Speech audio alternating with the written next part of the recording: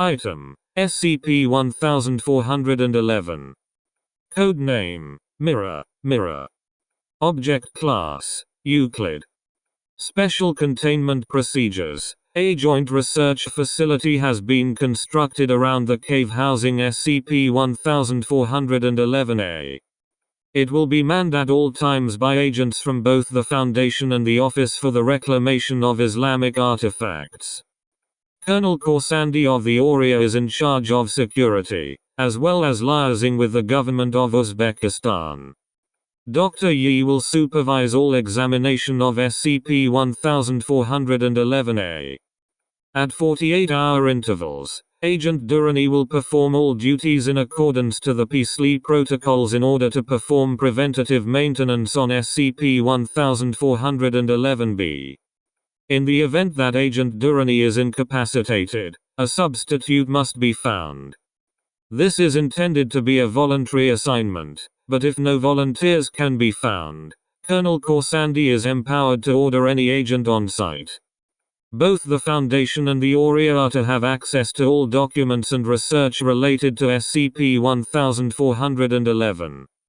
Description: SCP-1411-A is a collection of machinery found in a cave in the Turkestan mountain range in southeastern Uzbekistan. While much of the equipment's purpose and function is unknown, several parts are assessed to be receivers for a signal propagated through unknown means, and one section in particular has been identified as a transmitter. Central to the entire assembly is a large video display, showing an unknown location. The location shown has similar machinery to SCP-1411-A, referred to as SCP-1411-B. It appears to be in a partly collapsed structure with stone and metal walls. The sky can be observed through openings in the structure. Though the sun is never seen directly, it shows a day-night cycle lasting roughly 31 hours. The stars, to the extent that they can be observed through the display, do not appear to match any area of the sky visible from Earth. Based on this information, it is believed to be an extraterrestrial location. What vegetation is visible consists of fungus-like growths. No animal life has been observed through the feed. See document SCP-1411-3. At the time of discovery, the components making up SCP-1411-B had experienced some damage, which caused effects both in the remote location and at the site of SCP-1411-A itself. These include electrical discharges, changes in local gravity, and an increase in the rate in heat transfer between objects in the area. Once started, these effects increased exponentially. Modeling suggests that if left unchecked, these effects would likely cause widespread devastation for several hundred kilometers before the SCP-1411-A and B materials were completely destroyed. While significant repairs have been undertaken, these effects still occur when routine maintenance is not undertaken every 24 to 48 hours. As the functions of most of SCP-1411-A are poorly understood as yet, operations will be focused on repairing SCP-1411 in both the remote and local sites. When a human touches a resist panel in the area assessed as a transmitter, it triggers the production of an autonomous machine by SCP-1411-B. These robots are roughly 1 meter tall. Assuming the components of SCP-1411-B are similar in size to SCP-1411-A, navigating on 4 multi-jointed legs. The main body is roughly cylindrical, with 2 limbs that divide 3 times into 8 finger-like appendages. 3 dark lenses are situated on the top of the cylinder, and are believed to be the eyes of the robot. When a robot is created, it is imprinted with the consciousness of the person who activates the transmitter. Communication through the screen suggests that the robots possess all memories and personality of the originals. They are also imprinted with information necessary for the maintenance and basic repairs of SCP-1411-B.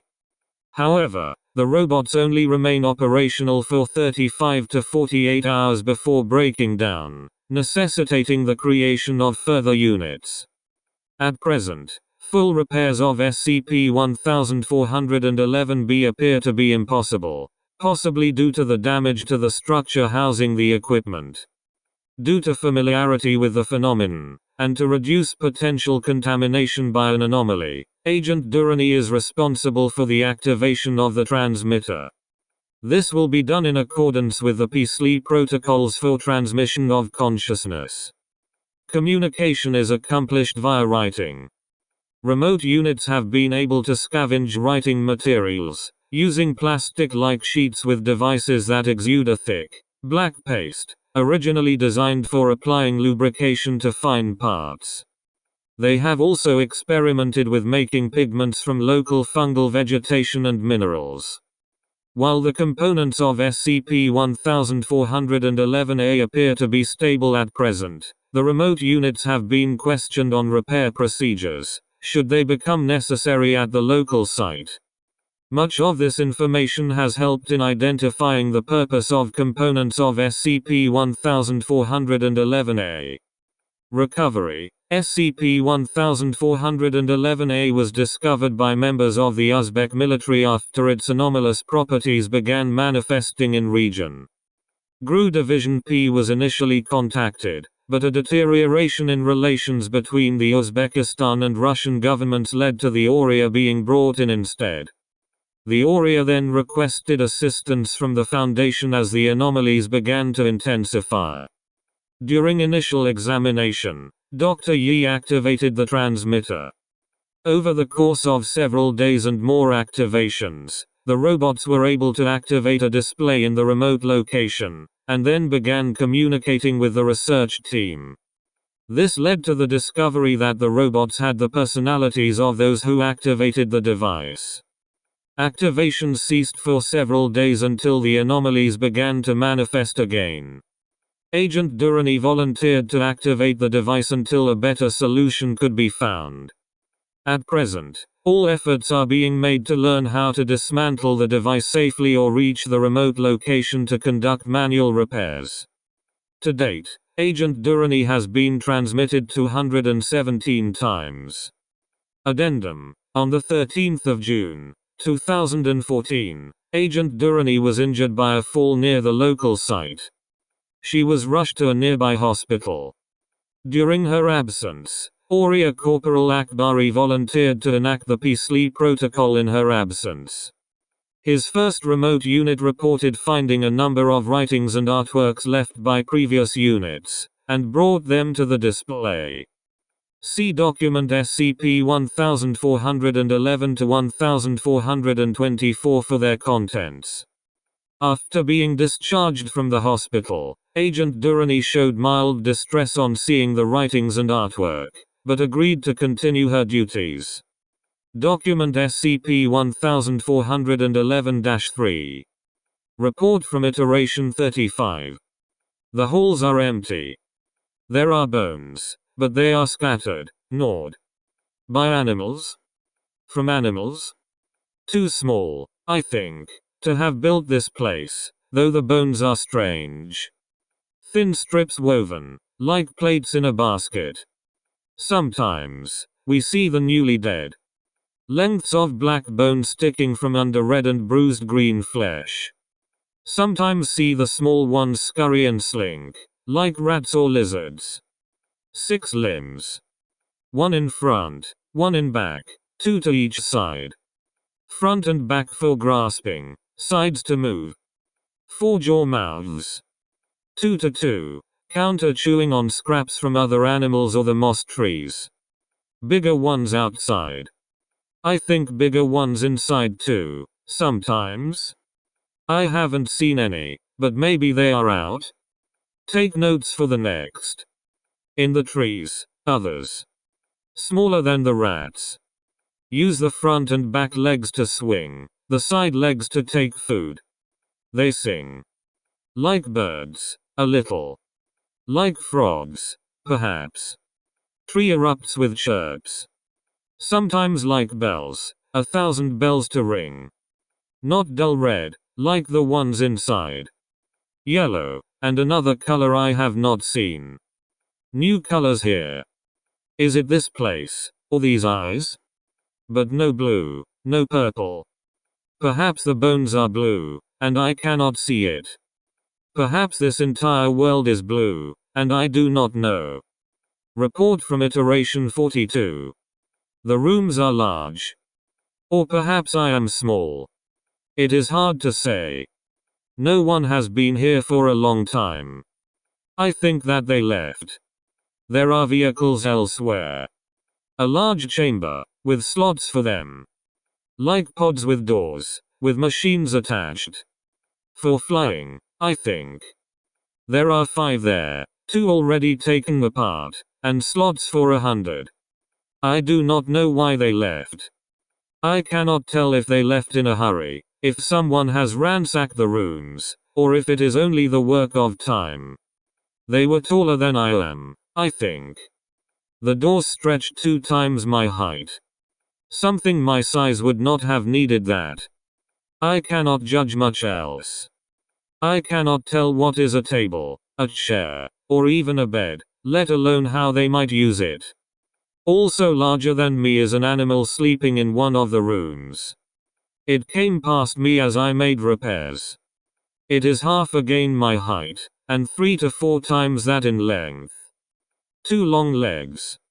One in front, and one in the back. Awkward when walking, but I saw it run as it entered. Like a cheetah. 4 other limbs on the sides are small. Claws or stings on them? Perhaps for defense. Perhaps for prey. Also for prey are the long, sharp teeth that stick out of the 4-jawed mouth. 2 upper jaws and 2 lower jaws. Almost like 2 mouths, with 1 set of lips. It ignored me. I am metal. Not food for it. Would it matter if I were? In the long run? Report from iteration 56. While I waited for sunrise, a large creature came near the buildings. I had heard a series of rumblings, and I had wondered what caused them. Then a leg as large as a house crashed down next to me. It was like a tree trunk, with thick pads that spread out like roots beneath it.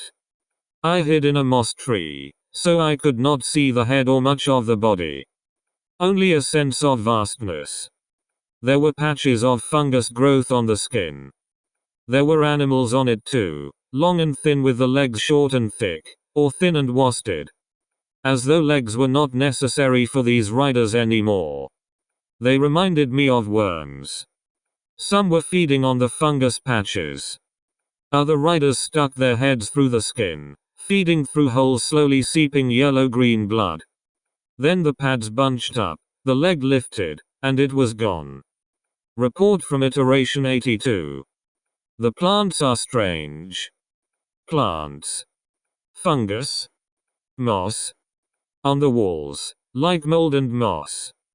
Stalks are almost meaty in some places. In others, like brittle, bleeding wood. Outside, there is more. Trees that are like stalks that branch and merge and branch again, a dozen times, covered in the moss-like growth. It swells at dawn, then withers down again at night. Does it do so every day? I will never know. There are no flowers. But there are growths that are as beautiful. Reds and greens, and other new colors, which mark fruits the tree singers eat. These alien squirrels stretch from one limb to another and take the fruit in their smaller arms. One of the tree singers came down and sat on me for a time. I did not dare to move. It ate a fruit held in its front pair of arms, one leg on my arm, the other on my head. It sang to the trees, and was answered, and it jumped back up, so quickly I hardly knew it moved. I am going back.